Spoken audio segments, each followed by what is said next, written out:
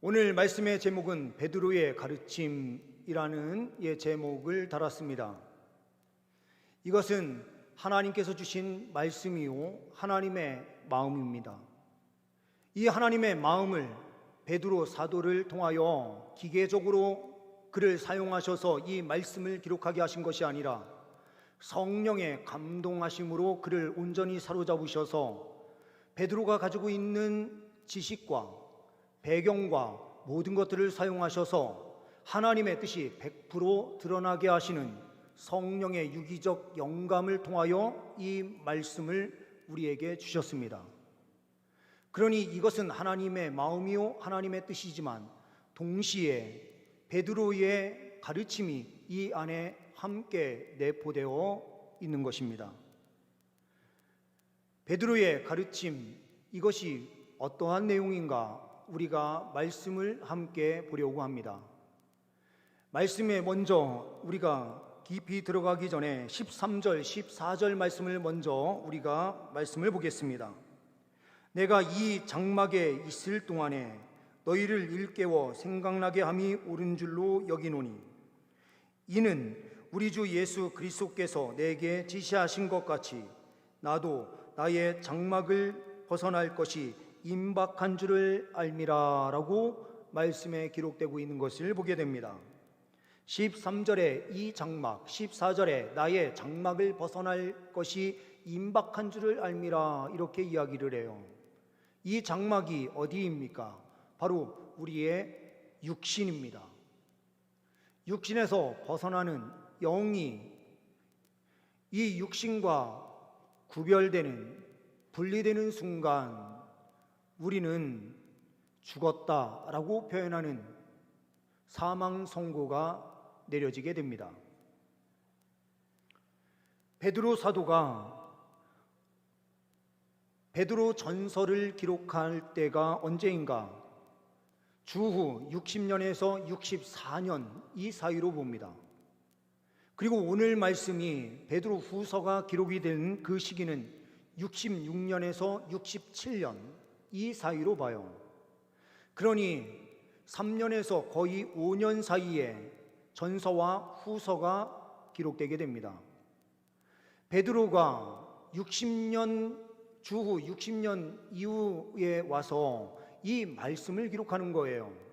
예수님께서 죽으시고 부활하셔서 승천하신 후에 거의 30년 정도 시간이 지나서야 이 말씀이 기록되고 있다는 것이죠. 그 이유는 왜 그런가?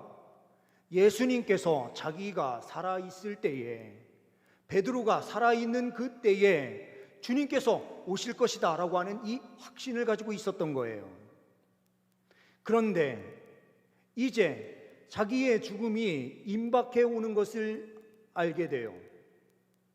오늘 후서는 네로의 박해로 인하여 이제 사형 선고가 내려졌고 그 집행 날짜를 기다리고 있어요. 그 때가 다가오고 있다는 것을 알고 있는 거죠. 이때에 유언과 같이 그 말씀을 전달하고 있는 것입니다. 저희 아버님이 이제 소천하신 지 1년이 넘어가고 있는데요. 이 말씀을 준비하면서 가만히 생각해 보니까요, 우리 아버님이 저한테 마지막으로 무슨 말씀을 하셨지? 기억이 없어요. 갑자기 열이 나시면서 병원에 입원하시면서 갑자기 한 2달 만에 하나님의 부르심을 받으셨기 때문에 그때부터 정신이 왔다 갔다 하시는 상황이기 때문에 저한테 어떤 얘기도 해주시지 못하셨던 것 같아요. 그런데 베드로는 하나님께서 자기 자신을 부르신 때가 있다는 것을 정확하게 보고 이 말씀을 주시는 거예요. 베드로 전서는 어떤 목적으로 기록이 됐는가? 그리스도인들이요, 사자 앞에서 그리고 장작더미 위에서 죽음을 맞이하고 있는 그때에 끝까지 주님을 신뢰함으로 믿음 잃지 않고 끝까지 달려가라, 이 말씀을 주셨던 거예요. 근데 후서는 어떤 목적인가? 죽음이 임박한 그때에 들려오는 소문들이 무엇인가 하면은 이단들이 교묘하게 진리를 왜곡하고 있다라는 사실이 귀에 계속해서 들려오는 겁니다.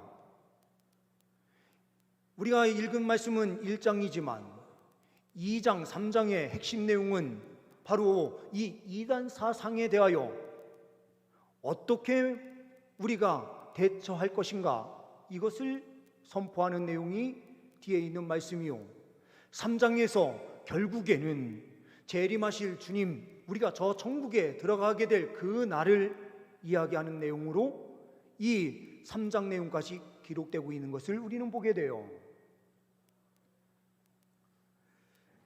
그러니 이 말씀은 이단들이 판치고 있는 그 당시에 그리스도인들이 어떠한 신앙의 모습으로 나아갔으면 좋겠는가 하는 메시지가 오늘 본문에 기록되고 있는 것입니다. 본문 말씀을 통하여 보는 첫 번째는 진리 위에 굳게 서라 라고 하는 메시지를 우리에게 선포해 주고 있다는 것입니다. 12절 말씀을 보게 되면 그러므로 너희가 이것을 알고 이미 있는 진리에 서 있으나 내가 항상 너희에게 생각나게 하려 하노라. 진리 위에 이미 서 있어요. 그런데요, 다시 생각나게 하는 데에 목적이 있다라는 겁니다. 15절 말씀을 보게 되면 이렇게 말씀이 기록되고 있습니다. 내가 힘써 너희로 하여금 내가 떠난 후에라도 어느 때나 이런 것을 생각나게 하려 하노라. 이미 진리를 알고 있어요. 근데 진리를 알고 있는데 그 진리 위에 굳건하게 세워져야 된다. 진리를 그냥 알고 있는 정도, 진리 위에 그냥 서 있는 정도가 아니고요, 굳세게 서 있어야 된다라는 거예요. 제가 이제 이사를 한 지 좀 돼가는데요, 이사를 했는데 아직 못 찾는 게 하나 있어요. 어디에 뒀는지 모르겠어요. 시계, 디지털 시계인데요, 아니 시계를 찾는데 시계가 안 보여요. 어디에 갔는지. 시계가 분명히 있는데 시계를 쓸 수가 없어요. 물론 요즘은 핸드폰도 많고 시계도 여러 개가 많기 때문에 문제가 없지만요, 그리고 제가 또 좋은 시계를 하나 사가지고 갖다 붙여놓긴 했어요. 그런데 시계가 나오지 않습니다. 어디에 둔지 모르니까요. 믿음에서 우리가 넘어지는데요, 왜 믿음에서 넘어지느냐? 말씀을 되새기는, 말씀을 생각해내는 일을 하지 못하기 때문에 그런 거예요. 우리에게 진리가 없어서 그런 것이 아니라 진리가 있는데 그 진리를 생각해내지 못하기 때문에 그런 거예요. 우리 초등학교나 고등학생, 중고등학생들 보면은요, 카페에 오늘 때에 비가 막 쏟아지는 날인데요, 어느 때는 아이들이 우산을 안 쓰고 와요. 그래서 제가 이야기를 합니다. 야, 비가 이렇게 오는데 우산 없어? 그랬더니요, 아니요, 있는데요. 그러는 거예요. 어디에 있는데? 가방 안에 있는데요. 특히 남자애들이 그래요. 근데 왜 안 쓰냐? 그러면 귀찮아서요. 남자들이 약간 그래요. 저도 웬만하면 비가 내려오게 쏟아지면 웬만하면 쓰기 싫어요. 근데 옷 버리기 싫을 때만 이렇게 쓰는 거죠. 이 귀차니즘,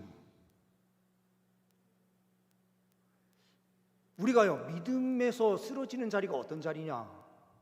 찾지 못하는 자리요, 그리고 알고 있으면서도요, 그것을 꺼내 쓸 생각이 없는 자리에서 쓰러지고 넘어집니다. 베드로는 이야기하는 거예요. 내가 이 말씀을 왜 기록하는지 아느냐? 지금까지요, 베드로는 설교를 통해서 능력 있는 설교를 했어요. 성령이 임했을 때에 설교하는 순간 3,000명이 변화되고요, 어느 때는 5,000명이 변화되는 역사도 펼쳐져요. 이런 역사가 베드로를 통해서 엄청나게 나타나요. 근데 베드로는 이야기를 하는 거예요.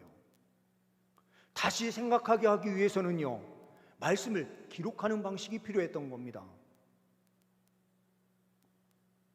그러니 말씀을 기록해서 마지막에 꼭 하고 싶은 것, 말씀을 되새김질해라. 그냥 말씀을 방치하는 삶을 살지 말고 우리가 진리 안에 서 있지만 더 굳건하게 서도록 그 말씀을 생각하고 말씀대로 나아가라. 이런 메시지를 주고 있는 것입니다. 우리 성도님들, 믿음 잃고 쓰러지는 그 자리에서 우리가 다시 일어설 수 있는 길이 뭡니까?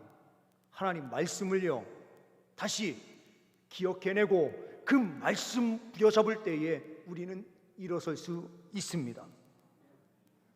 두 번째로는요, 재림의 소망을 붙잡아라 라고 하는 말씀을 주시고 있습니다. 16절 이후의 말씀을 보게 되면 우리 주 예수 그리스도의 능력과 강림하심을, 이 강림하심이 재림하실 때를 말씀하는 거죠. 이 재림이 어떤 재림인가 라고 하는 이야기를 뒤에서 풀어냅니다. 너희에게 알게 한 것이 교묘히 만든 이야기를 따른 것이 아니오 우리는 그의 크신 위엄을 친히 본 자라.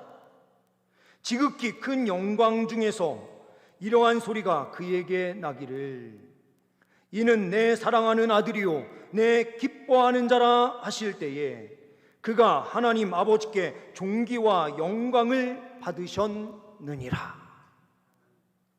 이 소리는 우리가 그와 함께 거룩한 산에 있을 때에 하늘로부터 난 것을 들은 것이라.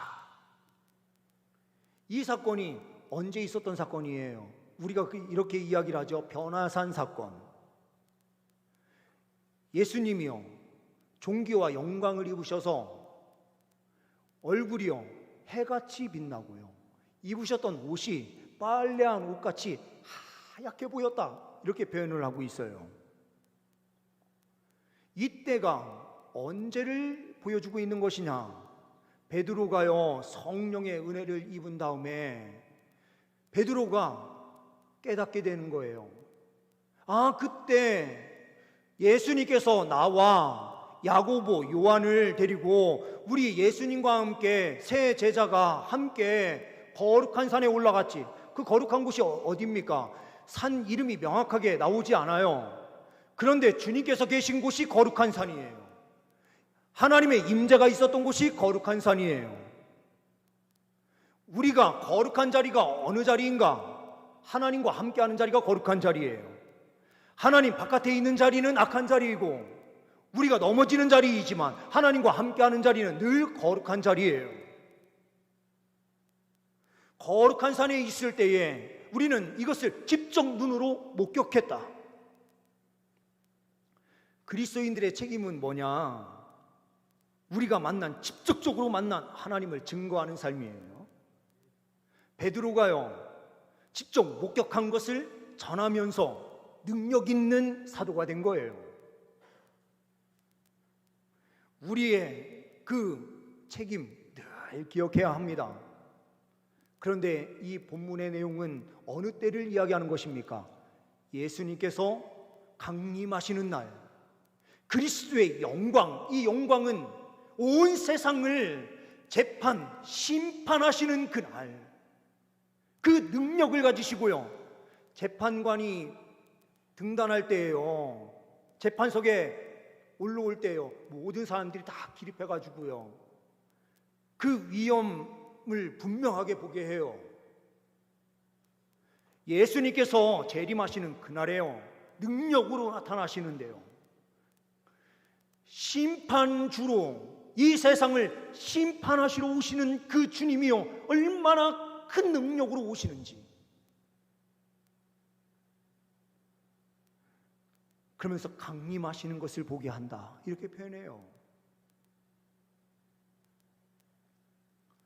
그런데 이때에요 많은 사람들이 뭐라고 이야기를 했느냐면요, 영지주의라고 하는 사람들이 이렇게 주장을 했어요.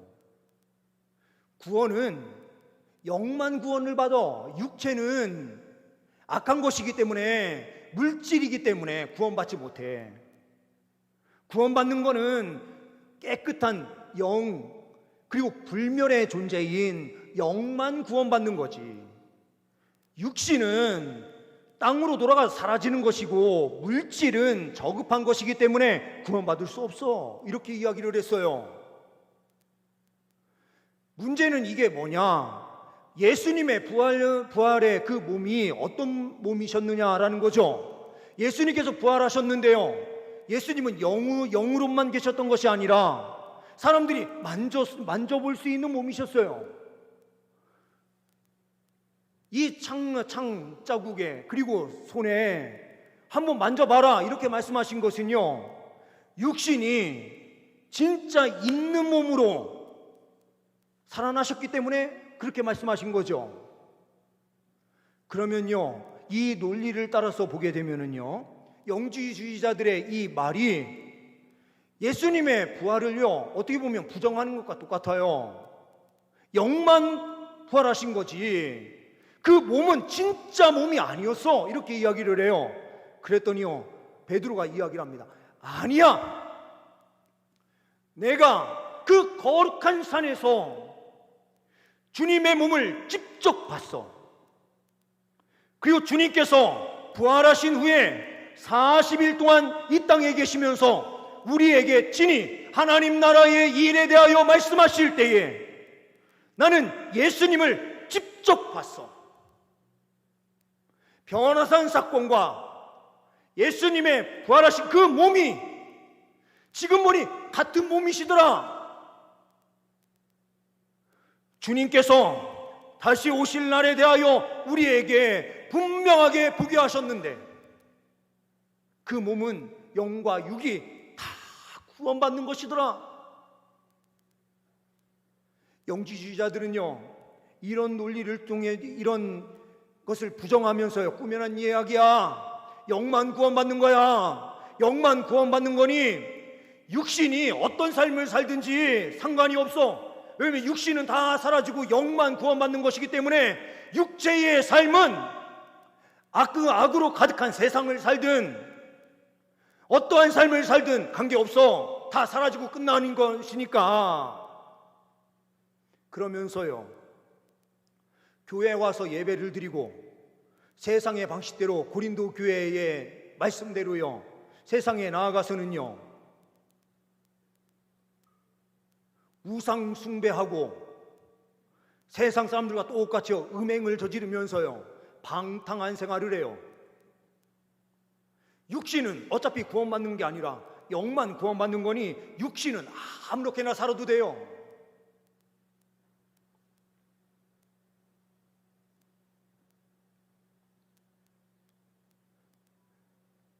베드로는 분명하게 이야기합니다.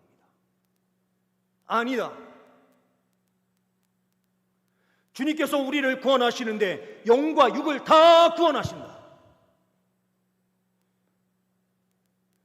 그러니 우리는 이 땅의 삶에서 진리를 우리가 가졌으니 진리 위에 굳건하게 서서 더욱더 믿음으로 나아가되 주님의 다시 오심을 우리가 분명하게 믿으면서 끝까지 포기하지 않는 삶을 살아야 된다. 우리의 구원은 반쪽짜리 구원이 아니라 완전한 구원이 이루어질 것이니 하나님 말씀대로 살아가는 그 삶을 포기하지 말고 끝까지 하나님 말씀 부여잡고 그 말씀대로 살아내는 그 삶을 살아가라. 베드로가 마지막에 이 메시지를 선포하고 있는 거예요. 한 집에요, 어린아이가 있는데요, 출장을 가면서 아빠가 아이한테 이렇게 이야기를 했어요. 야, 아빠 곧 돌아올게 하면서 출장을 갔어요. 근데 이 아이는요, 아빠가 언제 돌아오나 밤 시간 정도 되니까요, 참 바깥에 창으로 밖을 내다보면서요, 아빠 언제 와? 아빠 곧 올 거야. 언제 와? 하룻밤 자고 와? 두밤 자고 와? 뭐 이렇게 이야기하는 거죠. 그런데 짓궂은 식구 한 사람이 아이한테 이렇게 이야기합니다. 야, 아빠 너 버리고 안 온대. 이 아이가 아니야, 아빠가 돌아온다고 했어 하면서요 창밖을 계속 내다보는 거예요. 하루, 이틀, 3일 내다봐요. 그런데 아빠가 탁 마당 안으로 딱 들어오니까요 팔짝팔짝 뛰면서 이야기하는 거예요. 이것 봐, 아빠가 온다고 한 거 약속 지키잖아. 이거는 예화지만요, 우리가 두 가지 생각할 게 있어요. 하나요, 재림을 반드시 기다리면 재림이 있다라는 거죠. 두 번째로는요, 아이한테 한 어른이 짓궂은 말로요, 야, 아빠가 너 버리고 안 온대. 만약에 이렇게 이야기한 거는 뭐 때문에 이렇게 얘기한 걸까요? 막 기다린다고요. 창가에만 딱 붙어가지고 막 있으니까요. 어른이 물론 장난을 치는 내용이긴 하지만 잠깐만 보고 있으면 안 되죠.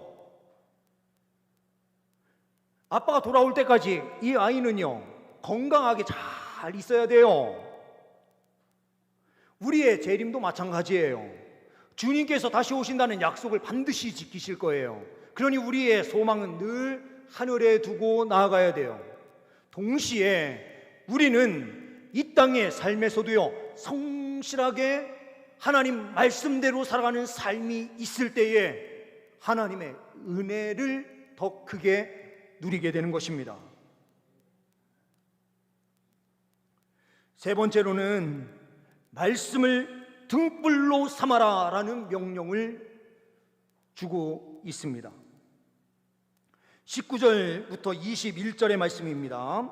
또 우리에게는 더 확실한 예언이 있어 어두운 데를 비추는 등불과 같으니 날이 새어 샛별이 너희 마음에 떠오르기까지 너희가 이것을 주의하는 것이 옳으니라. 먼저 알 것은 성령의 모든 예언은 사서루이 풀 것이 아니니 예언은 언제든지 사람의 뜻으로 낸 것이 아니요 오직 성령의 감동하심을 받은 사람들이 하나님께 받아 말한 것임이라. 19절에요 어두운 데를 비추는 등불과 같으니, 20절 말씀에요 사서루이 풀 것이 아니니 이렇게 말씀해요.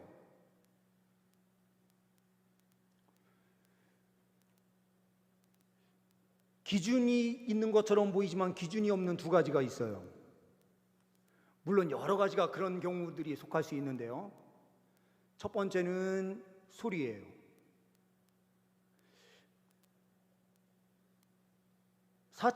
이제 5층에 사는 사람이에요. 4층에 살고 있는 사람한테 피해를 주지 않으려고요. 아이들 막 움직일 때 야 뛰지 마 조심해 막 그러는데요. 밑에 층에서 어느 날 기가 딱 열리기 시작하면서요 애들이 살짝만 걷는데도 전화가 와요. 너무 시끄럽습니다.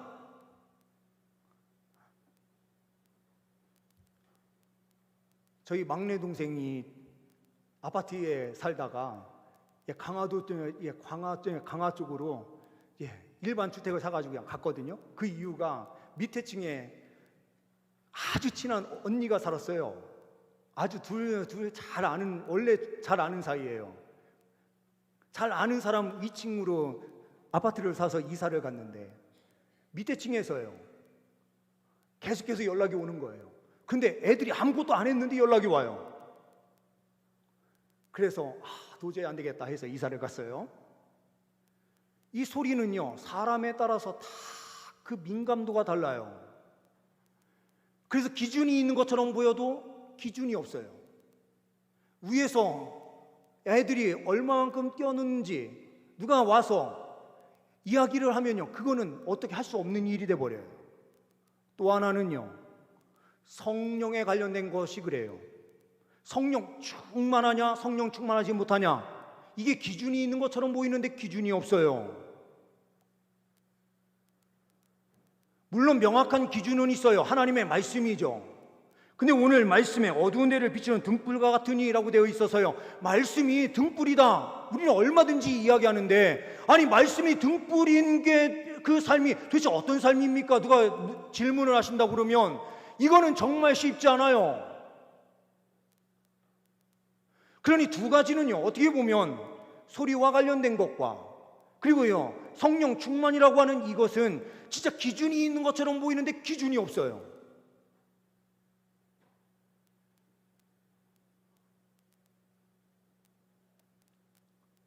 그래서 우리에게 필요한 것이 뭐냐? 그래서 신학이 있는 거예요. 근데 이 신학도요, 이단 신학이 있고 정통 신학이 있기 때문에요, 조직 신학에 바른 조직 신학이 있는 것이 얼마나 중요한지 모르는 거예요. 오늘 말씀에 사사로이 풀지 말라라고 하는 것은요, 자기 기준으로 볼 때에 시끄러워요. 자기 기준에 볼 땐 조용해요. 이거는 자기 기준이 돼버리는 것이기 때문에 사사로이가 들어갈 수가 있는 거죠. 성경을 해석하는데요, 우리가 그렇게 해석해요.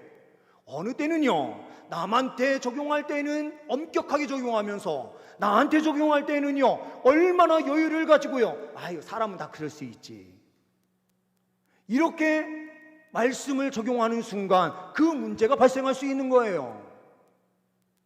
그러니 이단이요, 기쁜 소식 교회라고요, 박옥수, 이 사람의 그 논리를 보게 되면 그래요.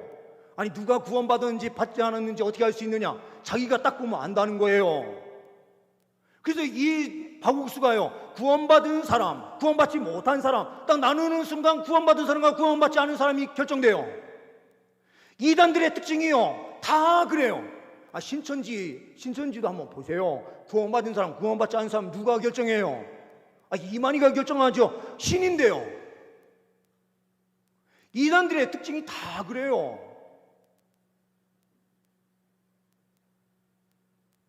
그들이요, 그러면 성경 바깥에서 이야기하느냐? 아니에요. 성경을 가지고 이야기해요. 그들만큼 성경 암송 많이 하는 사람이 어디 있어요? 그런데요, 바른 신학 안에 있는 것이 그만큼 중요하다는 거죠. 제가 신학교를 다닐 때예요, 그런 이야기들이 많았어요. 아니 우리 송신대학교 신학대학원은 왜 실질적인 걸 안 가르치고 맨날 이렇게 조직신학만 공부하냐? 거의 3년 내내 주 핵심이요, 이 조직신학이에요. 그러니까 이거는 너무 관념적이다, 이념적이다. 좀 실질적으로 사역 현장에 나아가서 할 수 있는 사역에 필요한 것들을 제발 좀 가르쳐 줬으면 좋겠다. 장례를 할 때 어떻게 진행해야 되는지, 아니면 어떤 특별한 행사를 진행할 때에 어떤 순서로 진행해야 되는지 좀 실질적인 거를 좀 해줬으면 좋겠다. 교회 가서 전도 교육을 하는데 좀 전도 교육할 수 있는 실질적인 거를 좀 해보자, 이렇게 이야기하면서요, 의견이 막 분분하게 갈리고 막 이래요. 그런데 진짜 중요한 거는 뭐냐? 그거는요, 실천신학이라고 하는 이거는요, 신학대학원을 졸업을 하고 부목사가 이제 목사가 돼가지고 부목사 돼서요, 교회에 들어가서 배우면은요 다 배워지는 거예요. 부딪히면 배워져요. 그리고 선배 목사님들이 있기 때문에 선배 목사님들을 통해서 다 배우면 돼요. 그런데요, 이 신학을 잘못 공부하는 경우에는 심각한 문제가 생겨요. 하나님의 말씀을요 자기 마음대로 풀어버리는, 사사로이 푸는 행동이 돼버릴 수가 있어요. 2000년 넘는 이 기간 동안이요, 신학이 만들어져서요, 이단의 특성, 그리고 문제 있는 가르침, 이런 것들이 쭉 이야기되어 있는 것이 우리 기독교 교회사의 역사예요. 이 역사를 부정하고 우리가 특별한 해석을 하는 것처럼 성경을 해석하는데요, 나만 이 해석을 하는 것처럼 하는 순간 그거는 이단일 가능성이 매우 큰 거예요. 사도들의 가르침 안에서, 그 가르침 속에서 받은 진리의 말씀을 정통성 있게 가지고 오는 그 진리를 얼마만큼 사수하고 지켜내느냐의 싸움이에요. 결국에는 우리가 해석하고 싶은 대로 성경을 해석하는 것이 아니라 하나님의 말씀을 바르게 해석하고 그 말씀대로 살아가는 삶이 필요해요. 그래서 베드로는 이 말씀을 성경에 기록해 놓음으로써 문자적으로 기록되어 있는 이 말씀을 통해서요, 오고 오는 모든 세대들이 잘못된 길로 나아가지 않도록 그렇게 말씀이 기록된 것인데, 계속해서 우리의 욕망은 어떤 욕망이냐? 나를 높이는 길로 자꾸 이 말씀을 갖다 해석하고 싶은 거예요. 하나님의 뜻 앞에 우리를 순종시키는 것이 아니고요, 늘 우리를 위해 놓고요, 우리가 높아지는 길이 도대체 무엇인가? 말씀을 통해서 갖다 집어넣는데요, 내가 높아지는 길을 선택해요. 이런 오류를 가장 크게 범할 수 있는 사람이 목사이고, 신앙생활 오래 하신 분들이 그럴 가능성이 매우 큰 거예요. 그러니 우리는요, 늘, 저도 마찬가지예요. 말씀을 우리가 함께 나눌 때에 하나님의 말씀을 사사로이 푸는 것이 아니라 겸손히 엎드려서 그 말씀을 깊이 묵상하면서요, 다시 되새겨내고 생각해내고요, 그러면서 교묘하게 만들어진 이 말씀이 아니라 역사성에서 분명하게 주님께서 말씀하신 하나님의 말씀임을, 이 성경 진리만이 우리의 유일한 기준이 됨을 우리가 명확하게 하고, 그 말씀을 해석할 때에도 성령의 이끄심, 이 성령의 이끄심이 지금까지 정통성 있게 우리에게 가지고 온 그 말씀 안에서 해석하고 우리의 삶에 적용함으로 우리의 삶을 바꿔내는 것이 하나님께서 원하시는 모습이에요. 베드로는 이 이야기를 오늘 말씀에 분명하게 선포하고 있는 것입니다. 우리 성도님들, 늘 하나님의 말씀을 되새기고 재림의 소망을 분명하게 부여잡고요, 세상에서 교묘한 말로 이런저런 이야기를 하더라도 흔들리지 않는 굳건한 믿음으로 하나님 말씀에 따라서 늘 승리의 걸음 걸어가시는 주의 백성들 다 되시기를 간절히 소망합니다. 기도하십니다. 하나님 아버지, 예수께서 가신 그 길을 우리가 늘 걸어가게 하여 주옵소서. 주님, 베드로가 우리에게 말씀을 기록하여 전달하는 이 진리의 말씀을 가슴에 깊이 새기고 늘 하나님 말씀대로만 살아가는 주의 백성 되게 하옵소서. 우리 주 예수 그리스도의 이름으로 기도하옵나이다. 아멘.